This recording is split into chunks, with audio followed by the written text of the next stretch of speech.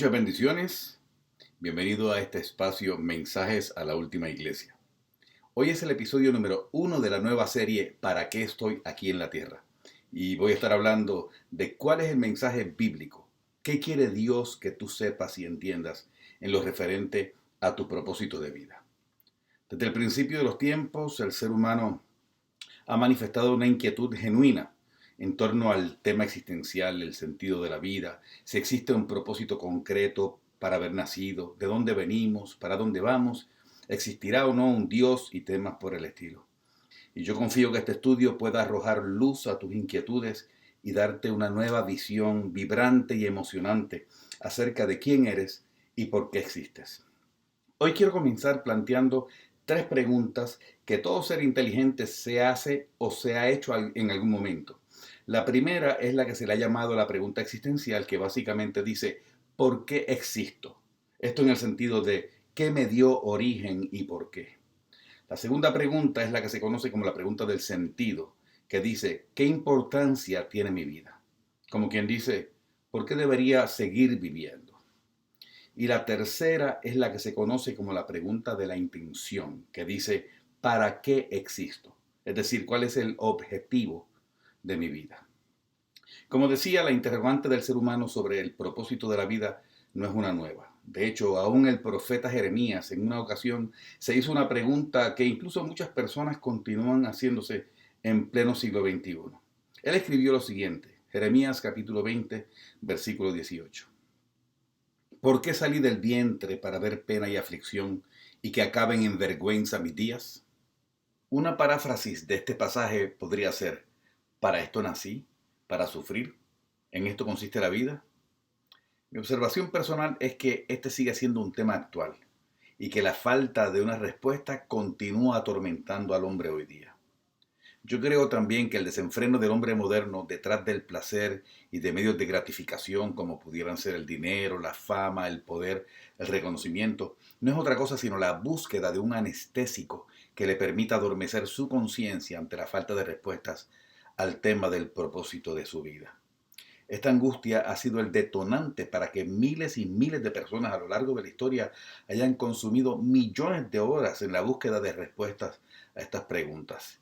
Sin embargo, una verdad desconcertante es que muchos pensadores prominentes se vieron atrapados en un lazo de ideas confusas que les llevó de regreso al comienzo de su búsqueda sin haber hallado una respuesta.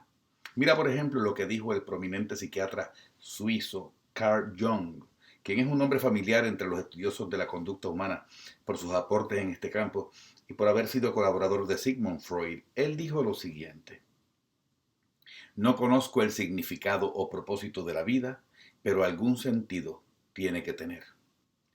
El conocido escritor ruso-americano Isaac Asimov llegó a una conclusión diferente.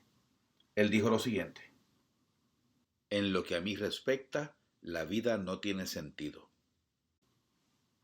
En la década de los 80, el profesor Hugh Moorhead, director del Departamento de Filosofía de la Universidad de Northeastern en Illinois, escribió a 250 de los filósofos, científicos, escritores e intelectuales más famosos del mundo y les pidió que les respondieran una pregunta, según el criterio de cada uno. La pregunta era, ¿cuál es el sentido de la vida? Después, él publicó un libro titulado The Meaning of Life, o El significado de la vida, en el que presentó las diferentes respuestas que había recibido de estas personas. Algunos habían expresado sus opiniones particulares, otros admitieron que se habían planteado ellos mismos una razón para vivir, y otros reconocieron que no tenían la menor idea de la respuesta y que le agradecían al profesor Moorhead si se las decía. El renombrado filósofo y escritor británico Bertrand Russell, premio Nobel de Literatura del 50 y ateo, dijo lo siguiente: a menos que se dé por hecho la existencia de Dios, la búsqueda del propósito de vivir no tiene sentido. Ahora, ¿por qué esta carrera? ¿Por qué esta necesidad ansiosa de responder la pregunta del propósito? Pues por un lado, porque si descubriéramos que nuestra vida tiene realmente un propósito, sobre todo si ese propósito es absoluto y objetivo, eso cambiaría radicalmente las reglas de juego de nuestra vida. La vida de alguien que vive convencido de que su presencia en este planeta tiene una razón de ser, jamás será igual a la quien supone que su existencia es algo fortuito. De hecho, se ha observado que el sentimiento asociado al despropósito y a la falta de sentido de la vida es la raíz del vacío y la depresión de millones de personas hoy día. En una sociedad donde cada día se impulsa más el ateísmo, que dice que nosotros somos un accidente cósmico sin sentido ni propósito, nos debe extrañar que el suicidio sea la primera causa de muerte de jóvenes en países prósperos como Australia, Japón e Irlanda, y segunda causa de muerte en Estados Unidos y Francia, y primera causa de muerte no natural en otros 31 países de Europa y Asia, todos países con altos niveles de calidad de vida. Si somos honestos, reconoceremos que hay algo que grita en nuestro corazón, que nuestra existencia no puede ser un accidente. De hecho, aún el sentido común nos confirma que el ser humano tiene un propósito, y eso lo concluimos con un sencillo ejercicio teleológico. La teleología es un enfoque filosófico que busca explicar los fenómenos naturales a través del análisis de su propósito en lugar de por la manera en que ellos ocurren. Por ejemplo, piensa en lo siguiente. Si alguien te pregunta si los ojos tienen algún propósito, posiblemente responderías con un gesto de burla porque la respuesta es obvia. Si te preguntaran si la nariz tiene propósito, sabrías la respuesta. Igual con los oídos, las manos, los pies, las coyunturas, las falanges, el estómago, el cerebro y cada parte de nuestro cuerpo. Lo interesante es que cada una de estas partes es tan solo un subsistema de un sistema primario que es el cuerpo. Piensa entonces en lo siguiente, ¿será posible que el ser humano esté compuesto de cientos de partes, cada una de las cuales tiene un propósito claro y específico, pero que él mismo, que es el sistema primario, no tenga un propósito? ¿Te parece que esto tiene sentido? No, no debe parecerte lógico porque no lo es. Todos los propósitos individuales de cualquier conjunto de subsistemas necesariamente apuntan a un propósito global y primario. Bueno, pero entonces puede que muchos concluyan, parece que definitivamente debe haber un propósito en la vida. Pero eso nos lleva a otra pregunta más compleja. Entonces, ¿cuál es ese propósito? Diferentes pensadores a lo largo de la historia han propuesto muchas ideas sobre este tema, pero hoy quiero compartirte 9 de ellas. 9 posturas de las más populares y cuando aplique quisiera dar mis argumentos de por qué opino que una propuesta es débil o ilógica. La postura número 1 es la del ateísmo, que en palabras sencillas dice, no hay propósito, tú eres un accidente. Desbancar esta creencia es materia de un debate mucho más extenso, pero voy a mencionar solo algunas de las muchas razones lógicas por las que podemos considerar esto como un disparate. Por un lado, el ateísmo no ha logrado resolver problemas serios en su sistema de creencias, como por ejemplo el hecho científicamente demostrado de que el universo no es eterno, sino que tuvo un comienzo. Si tuvo un comienzo, la materia prima y la energía que se requirió para iniciar el universo tuvo que haber existido ya, que es algo que ya sabemos que no es. Por otro lado, el choque de la teoría de la evolución, que es fundamental para el ateísmo, con la segunda ley de termodinámica, también conocida como ley de entropía, que establece que todo en el universo se ha estado moviendo de un estado de orden máximo a un estado de alta entropía, o sea, de desorden. Si te das cuenta, esto va en total contravía con la supuesta evolución de las especies. Y recuerda que la entropía es una ley, la evolución es una teoría. Y hay varios otros problemas que el ateísmo no ha podido resolver, como lo son la evidencia abundante de diseño inteligente, por más que quieran tapar el cielo con la mano, y la afinación fina y precisa de cientos de parámetros milimétricos que eran necesarios que se dieran de manera simultánea para que pudiera existir vida, y que es probabilísticamente imposible que se den por azar. En fin, si el ateísmo está basado en premisas erróneas, su propuesta acerca del propósito de la vida obviamente también va a ser errónea. La segunda es la postura mística, que dice, debes conocerte y encontrar tu propósito dentro de ti mismo. El problema es que si esto fuera cierto, entonces todos sabríamos cuál es nuestro propósito, con tan solo mirar hacia adentro. Entonces todos los pensadores y filósofos estarían perfectamente claros y ubicados y de acuerdo. Y ya vimos que este no es el caso. La tercera es la postura de la supervivencia, que dice, el propósito de la vida es mantenerse con vida. El problema con esta creencia es que si el propósito del ser humano es simplemente mantenerse con vida, lo cual ya sería un propósito hueco y aburrido, tendríamos que concluir que morir joven sería señal de una vida fracasada. Entonces, Ana Frank fue una fracasada porque murió de 15 años. Juana de Arco sería una fracasada porque murió de 19 años. Eva Perón fue una fracasada porque murió de 32 años. Alejandro el Grande fue un fracasado porque murió de 33 años. Y otro de los grandes fracasados de la historia habría sido Jesús, que murió también de 33 años. Así que esta tampoco satisface la lógica. La cuarta es la postura del naturalismo, que dice que el propósito de la vida es perpetuar la especie. Sin embargo, es improbable que nuestro propósito sea solamente girar en una rueda como un ratoncito. Si así fuera, la otra pregunta obligada sería, ¿y cuál es el propósito de perpetuar la especie? ¿Cómo es ese un fin en sí? La quinta es la postura del hedonismo, que dice que el propósito de la vida es el placer. El problema con esta creencia es que tendríamos que concluir que para yo cumplir mi propósito debo entregarme al máximo a buscar el placer y la autogratificación, pero las vidas de muchos famosos niegan esto. Por el contrario, se ha confirmado una y otra vez que las personas que se entregan con desenfreno a los placeres desarrollan una fuerte tendencia a la depresión y a sufrir un profundo vacío existencial. La sexta es la postura del materialismo, que dice, la vida consiste en adquirir cosas. Como algunos han dicho, en este juego de la vida, gana el que termine el partido con la mayor cantidad de juguetes. La vida es un juego de monopolio y la idea es acumular casas y hoteles. El problema es que si así fuera, entonces la Madre Teresa de Calcuta, Gandhi y Cristo serían grandes íconos del fracaso.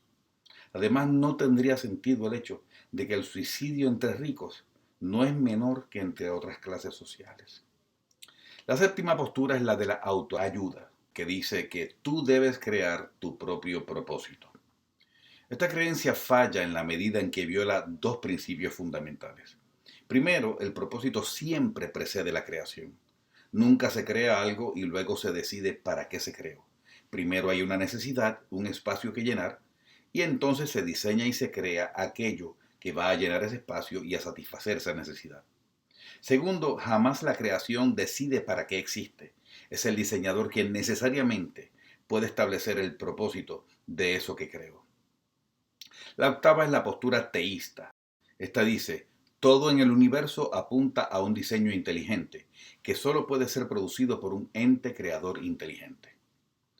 Ok, aunque esta es una buena propuesta, es limitada, porque si te fijas, no atiende el tema del propósito.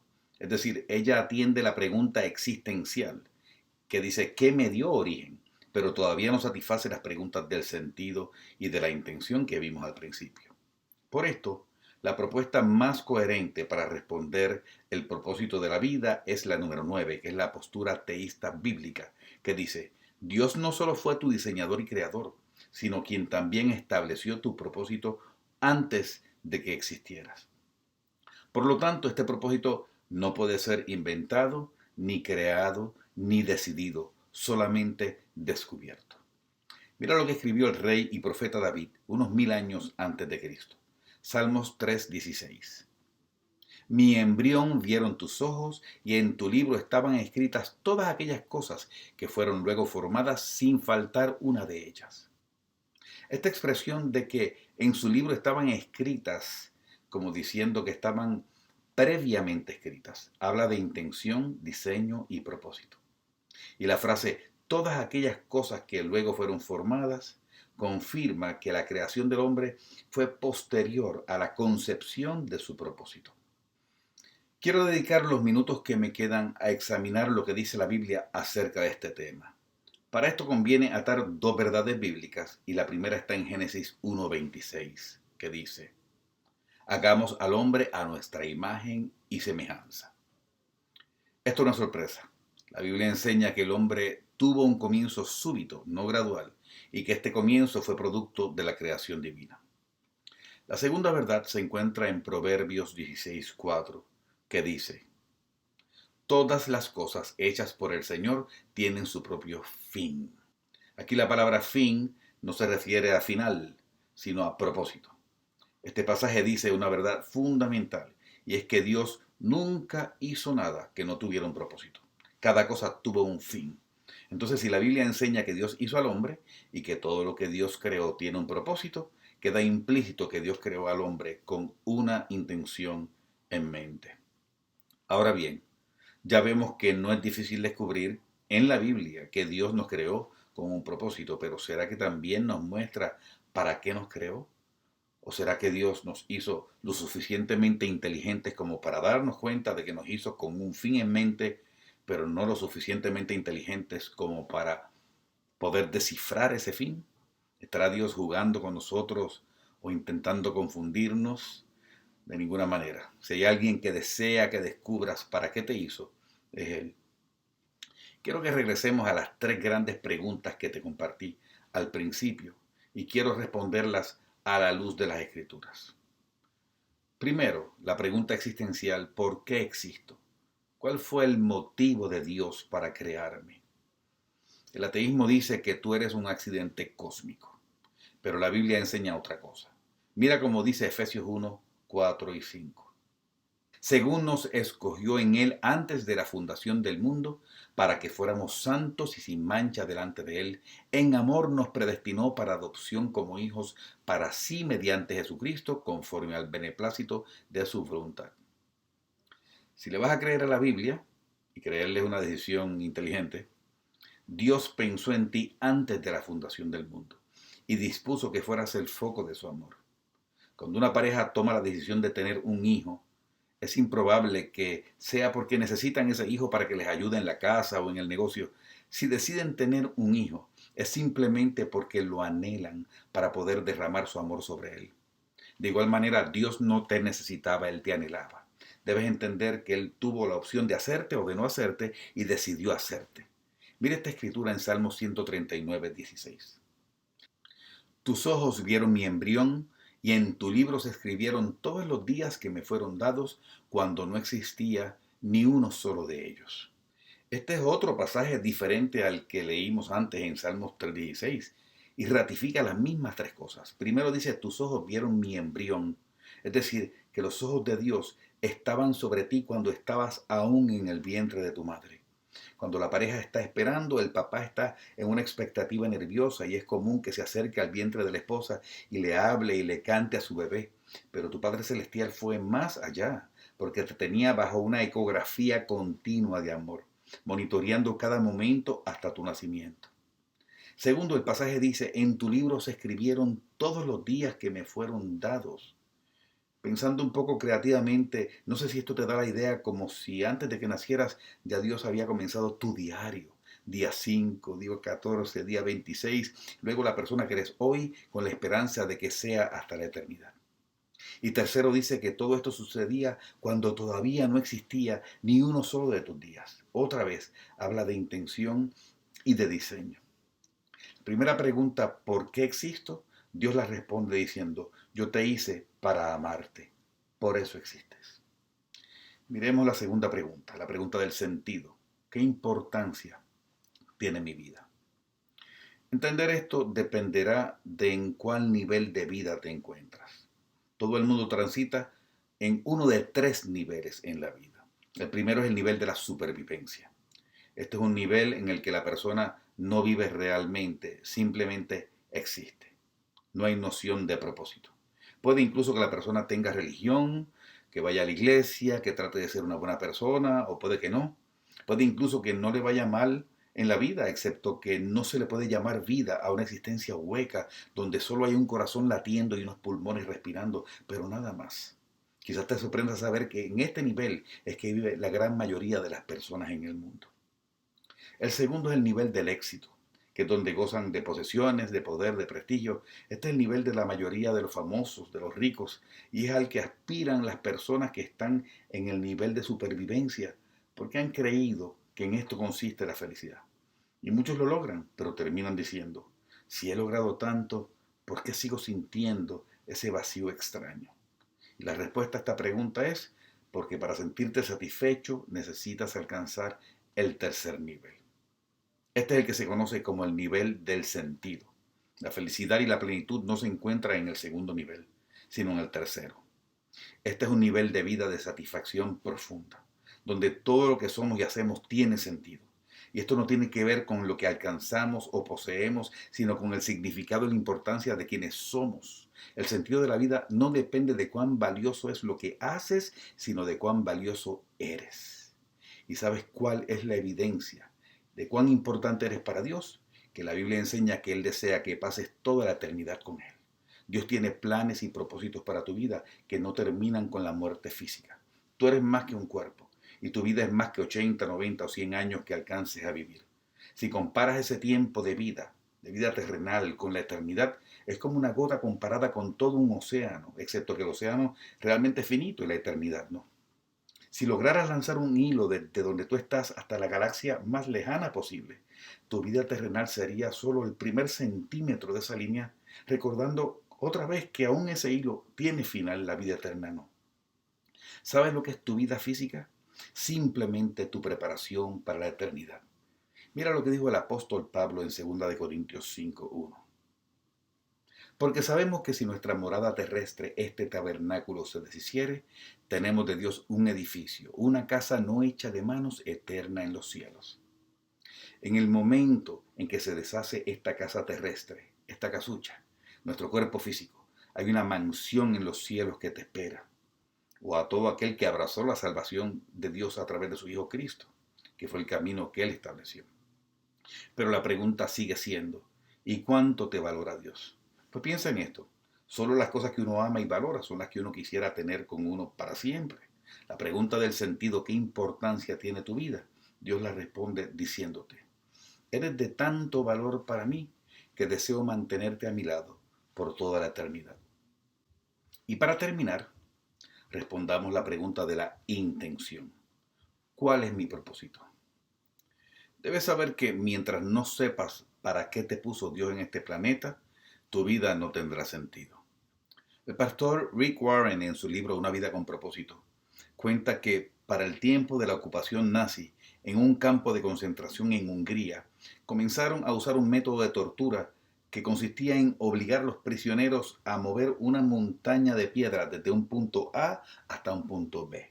Esa era una tarea muy pesada que les tomaba todo un día, pero entonces al día siguiente les decían, el trabajo de hoy es devolver todas las piedras que amontonaron ayer en el punto B y devolverlas al punto A. Y al tercer día debían otra vez llevar todas las piedras del punto A al punto B y así alternadamente día tras día. Lo asombroso de la historia es que los prisioneros comenzaron a tener unos intentos de amotinamiento y algunos lograron en ocasiones quitarle las armas a sus captores, pero en lugar de tratar de escapar, las volvían contra ellos mismos y se suicidaban. La conclusión fue que el trabajo absurdo al que los sometieron terminó robándoles todo sentido de propósito y eso los llevó a preferir terminar con sus vidas. Vale la pena cerrar en este día con la siguiente verdad, que te invito a considerar y abrazar con fuerza. La única manera de saber con certeza para qué sirve algo es consultando a su inventor.